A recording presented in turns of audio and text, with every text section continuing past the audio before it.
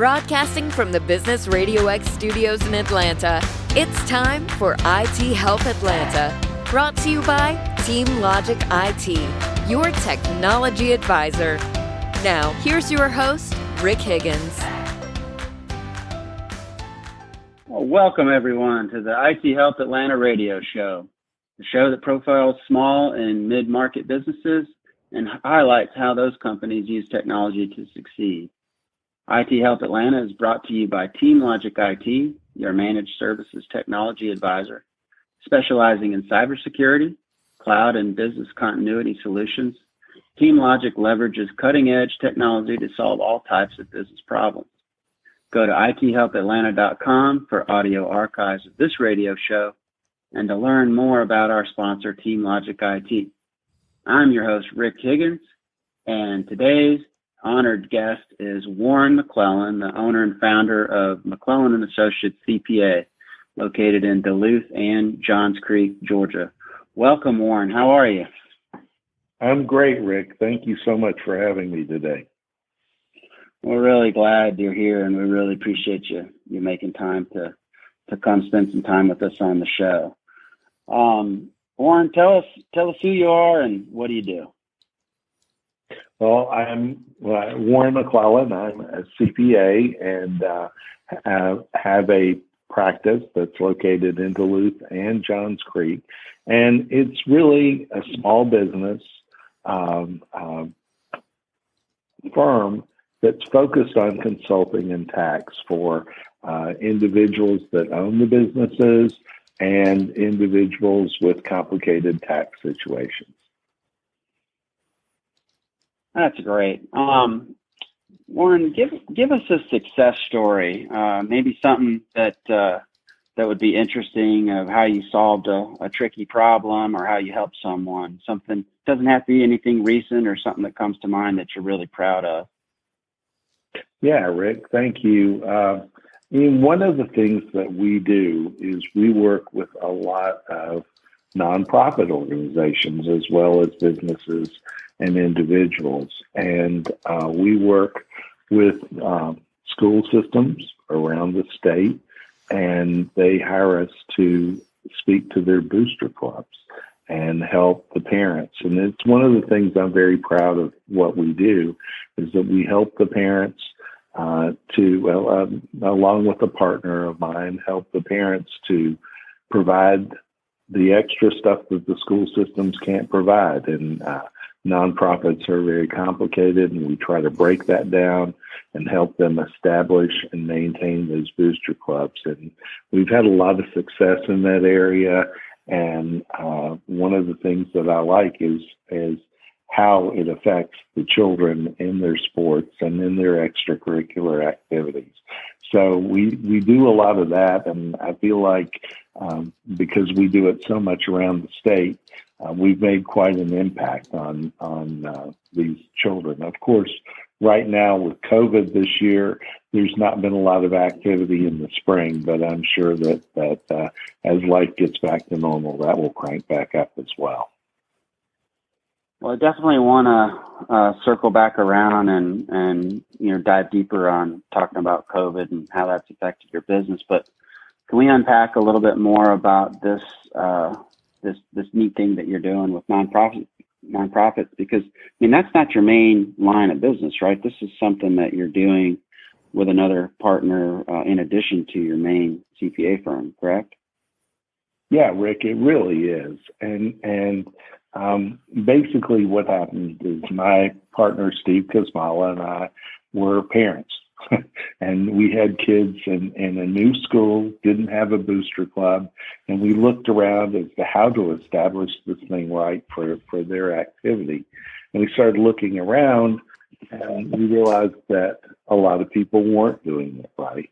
And so we set it up properly, organized the parents, and developed a really good booster club and got that started and got the attention of Gwinnett County Public Schools. And they started getting us to help them speak to their booster parents and help them work with that. And now it's kind of gotten the attention of a lot of people around the state. We also help people with other nonprofits, and it's kind of expanded and morphed to that. And we do a good bit of speaking as well on governance, on how to be a board member, what you need to know before you go onto a board, and what you should really expect if you're on a board. And it's in many ways, it's a give back to the community. Obviously, we get paid in those situations, but really, we feel like it's a huge impact to the community, and it's had an impact on the tax practice as well, because a lot of these nonprofits come back to the tax practice, and a lot of CPA firms don't really operate that much in a nonprofit arena. They do it because they have to. They have a kid on a booster club, as we did, and they dabble in it. But my staff has kind of embraced it, and we do a lot of nonprofit accounting as well as significant corporate and individual accounting and tax. I see why you're proud of it, and I understand it. And by the way, for the listening audience, full disclosure, Warren and McClellan Associates is a client of ours at Team Logic IT. Wanted to disclose that. So I do know a little bit about this line of work and this area of expertise, and it's really a specialty. I don't know anybody else who's doing what you guys are doing in that area. Warren, do you? I really don't. Thank you, Rick. And a comment on being a client of yours, we have been a very happy client now for several years, and that's made a big impact on our firm. We've actually gone paperless under your assistance, and it's made a big impact on our being able to continue to operate this spring through what we all went through with COVID-19. So thank you very much. Thanks for saying that, Warren. Appreciate it. So here we are. It's May 27th of 2020. We're some 12 odd weeks into the forced shutdown, the shelter in place rules and laws and whatnot. And strangely enough, this 12 weeks, or actually maybe more like 14 or 15 weeks, has been right in the height of the CPA busy season and busy time of the year. So I think more than anybody else, I'm hoping and I believe you've got a really interesting story to tell us about how COVID has affected your business. It really hit you at the most awkward time of all, didn't it? Oh, it really did. It was kind of bizarre timing, not only for us, but for everyone. But our story with it is mid-March was about where it hit. Our firm, as far as the corporate deadline, had basically passed on March 15th. And so now we were looking full speed ahead at April 15th. And we have a deadline of about the end of the third week of March for our clients to get their information in. It's just not possible to adequately staff to do all the returns in the first 2 weeks of April. So we ask that our clients, and through years we've helped them organize, get us everything that's possible by about the third Friday in March. And that was about the time all of this hit. So we had everything in place that we were going to get done for the season. Most of our employees, some of our employees went home and worked from home, thanks to Rick and his team being able to make that possible and jump the hoops for us. But there were some of us working here. We didn't allow clients in the office, and we just worked away and finished our tax season pretty close to normal. Now, what was really different was two things that happened. One was normally the second week in April, we would spend trying to get extensions for people. While that sounds pretty easy, you just file the extension and you're done. But for most of our clients, it's a lot more complicated than that, because the extension extends the time to file, but not the time to pay. So we have to spend a good bit of time helping people organize and come up with a reasonable estimate of what they need to pay, communicate back and forth to get that information. Obviously, during that time, we don't have the information. And so we're working back and forth to do the best we can, communicate back to the client, help them figure out what they can pay and how they can pay. And that actually went away this year, and we're working on it now. And a lot of those returns, I think, will be filed by the July 15th. So that was really the first thing that was the big change, was that second week in April not being so horrendous, jumping the hoops to get the extensions done. The second thing that was such a big impact on that was all the new legislation, and in particularly the PPP loans. And that's really ongoing now. So first of all, we had to help our clients, or we were asked to help our clients, many of them, gather the information to file for the PPP loans. We were kind of a central focus of information on this bank's doing this bank's doing that. How do we do it? Who got what and when, and then came down do you really need it? If you don't need it, you shouldn't have got it. Maybe you should pay it back. Well, most of our clients, ultimately, that came out, and that if your loan was under $2 million, you have a safe harbor on that. Of course you needed it. If your loan was over $2 million, then you're going to have to do some serious justification, and perhaps you should consider giving the loan back. So that made it very complex. So then we know there's forgiveness of these loans if they're spent right. Well, they were required to give us the regulations from the SBA and the Treasury within a month of when that loan was signed, which would have made that due about April 26th. So we got that information very timely on about May 15th or so. So there were a lot of people that had 8 weeks to spend the money, and it was really unclear as to how to spend that money in order to effectively get it forgiven. And so now many of our clients are in certainly the second half of that 8-week period. I think most of them are. And so are there things that they need to do to appropriately spend that money so they can ensure forgiveness? And what are the calculations of the forgiveness, which, again, we just really got last week. So we're going through our clients and helping them do preliminary calculations based on what they're spending and what they're doing to make sure that they get that forgiven. So that, along with all the new retirement rules that are out there and all the other things, as well as the stimulus checks. Where's my stimulus check?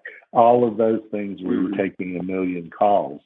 So that actually made it very exciting. And while we didn't always have the answer, we tried to maintain the latest information so that when people called, we could help them and help them get on top of that. And so it certainly made it a very exciting year for us, and hopefully business gets back to normal, and we're all back to living our normal lives. Well, the thing that, of everything that you just said, the thing that I just can't get my mind wrapped around is how much of a moving target everything was that you were involved in your area of expertise and service to your clients. I mean, you were fielding calls nonstop, yet the answers were again a moving target almost constantly, right? Absolutely, it really was, and my staff did great. We would sit and we would meet, we would talk things through. We watched videos from lots of law firms. We studied this thing, and it was very much a moving target. And we were working during tax season, and some people were at home and some people were here. And so the good thing about it was there really wasn't much else to do during that time but work. And so we all just buckled down and worked. And all the people talking about being bored, we just didn't have that problem. Well, good for you. And I guess the $1 million question then is, do you think that the target's done moving at this point? Is there going to be more guidance coming out? With respect, I guess I'm focused on the PPP with respect to that question. Do you think that we're settled in on? No, I think we're close on what we have on the PPP loans, but Congress is now considering making some changes that hopefully are just good changes and helpful changes, like considering changing the length of time to spend it from 8 weeks to 16 weeks. Again, that's only a consideration. It is not a fact yet. But I think there will be some more things happen, and I wouldn't be surprised if there weren't more loans. I think that was very helpful to small business. I think it was a very good law, at least the PPP loans, because the clients that I've been involved with were able to keep people employed, and during a very difficult time, medical practices, for instance, have really struggled because, okay, they could do video appointments and people were putting things off. And I think overall, most people really, their revenue was down, and the PPP loans enabled them to pay their rent, pay their utilities, and most importantly, pay their employees. So I'm a big fan of what was done there. Okay, great. Switching gears with you a little bit, you had mentioned about going paperless, and I'm not sure if you mentioned cloud or not. I would like to just dive a little bit into that, since we are part of our focus on the show is to talk about how small businesses use technology to succeed. Can you talk about, say, life before the cloud solution and then life now with the cloud solution, what that means to you and what it's been able to facilitate for you, whether it's, working from home or whatever? Oh, absolutely, Rick. I appreciate the question. And honestly, has meant and means so much more to us than being able to work from home. Obviously, that's a big deal, but being a CPA firm, we've just been all about the paper. And to say that we're 100% paperless today is not really true. We're certainly still paperless-ish, and we may never be 100% paperless. But it certainly, thank you. It's certainly been a big boom to our business. So we've had a huge file room that's actually a double office that the room, the wall between is taken out. Mm-hmm. And it's a huge file room in here. And it has just been absolutely full. And we could keep about 4 years worth of information. And we had also off-site storage, dramatic off-site storage, some of it going back 25 years. And so ultimately we were able to scan all of that into the cloud and appropriately shred, dispose of it. And now we get rid of the offsite storage and we get rid of the file room, although we're still scanning a little bit in there, but it's going away, freeing up 2 more office spaces in our office, which is nice. But the movement of information, the being able to wake up on Saturday morning and say, you know what, I'd really like to work and I don't want to drive into the office. I can go in there, you can pull up everything, being able to work at a client site. We go to a lot of corporate clients, and we have to take a big box of physical files and sit there to be able to open up everything. I go in now with my laptop, get on the cloud, And I've got everything. I've got my desk there, so I can look at everything and work with the client.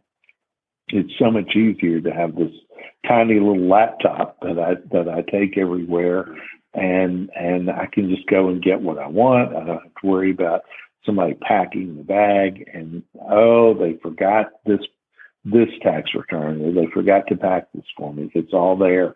I can just go and get it. I think the step up here has made us much more efficient.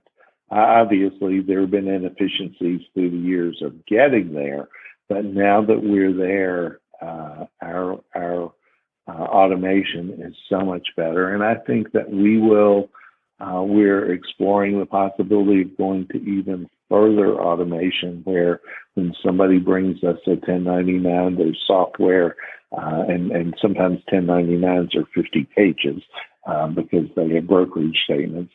And so to be able to automate that and actually pull the information off the 1099 and put it directly to the tax return. And then we're exploring that.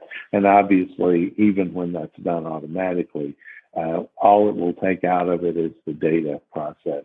The professional effort will still be there, but they won't be spending the time entering 50 pages worth of data into a tax return. And so the efficiencies that we're gaining allow us to be so much more consultative and less data crunchers for people. And so we can help get the returns prepared and help our clients understand it and have the information to make good decisions. More strategic and less tactical, I guess. But, Exactly. That's great. Well, Warren, thanks for that. That was a deep dive. That was just really a great answer to an interesting question. I have a couple more questions for you. We've got a little bit of a time limit, but we've got plenty of time if you're willing to go into a couple more questions here. One that I always like to ask. Okay, thank you. One that I always like to ask on every show, a special question, is what is an aspect about your business that people don't tend to think about, but that you wish people would ask you about? Rick, what I'd really like people to ask me is, how can I better understand my business or my personal situation? What do I need to know, Warren, about the tax aspects, the accounting aspects that allow me to have better discernment and make better decisions? So, for instance, when I got started, maybe 25 years ago, I left a very large firm and started this firm. And so I started working with companies. At that point, QuickBooks was brand new. It was a new program, and I embraced it very quickly and started helping clients get set up. In those days, most everybody had a computer, at least on a desk in their office, and they would use it to create invoices and do mailings. And I'm like, let's upgrade this. If we're going to use QuickBooks, let's have it at your site and have good real-time information, because the environment that I'd come out of, which was Fortune 500, Fortune 100 companies I was working with in those days, had real-time information. So the idea was to help them get up-to-date data. And what was happening was a lot of them kept a checkbook, did invoices, sent it off to some bookkeeping practice who would send them back financial statements they didn't understand. They didn't know how to read. They meant nothing to them, but they were done because they had to have them. And so it's like, wait, let's use this as a tool. So I started working with several people and helping them to automate their accounting in-house with support from me and from my staff.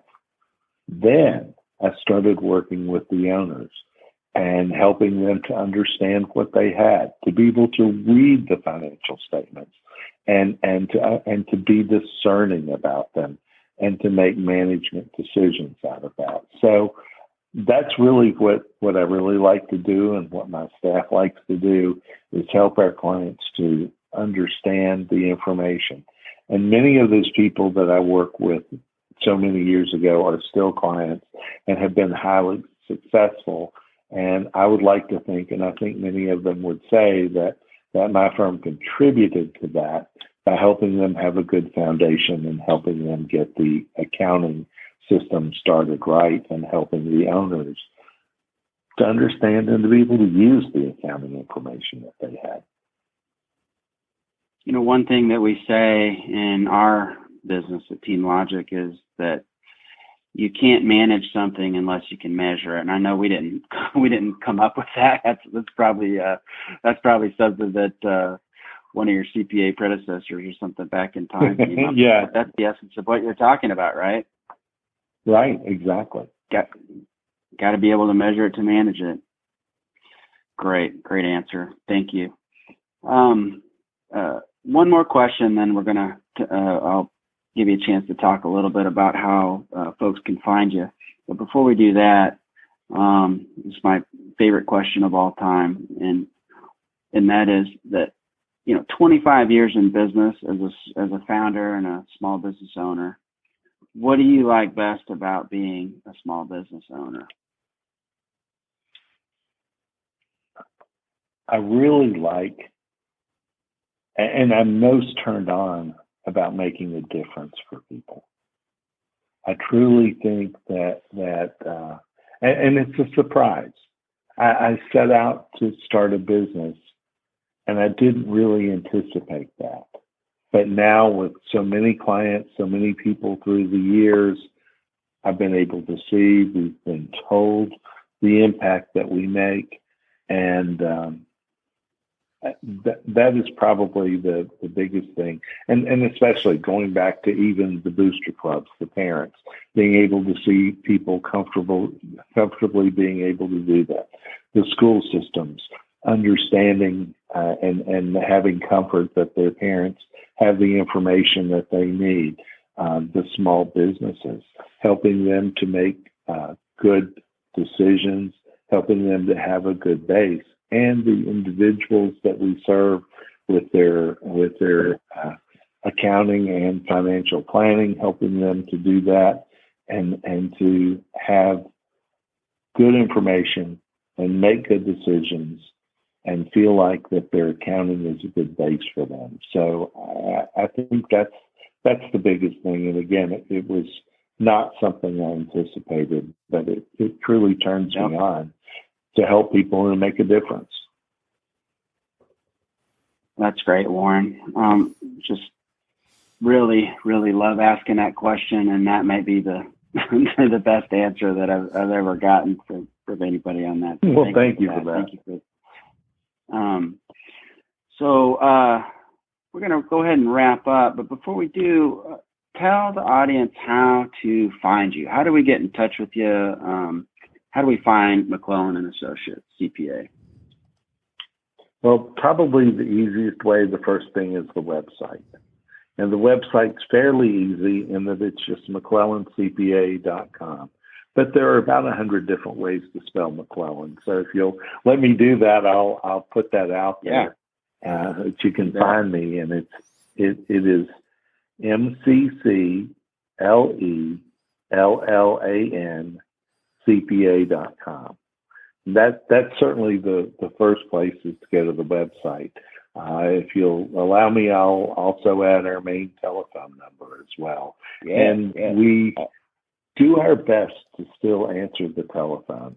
I can't say that 100% of the time, and during COVID, we may have struggled with that, but we try to answer it rather than dial 387 for this person. We try to get you a person at least on business days between 9 and 5.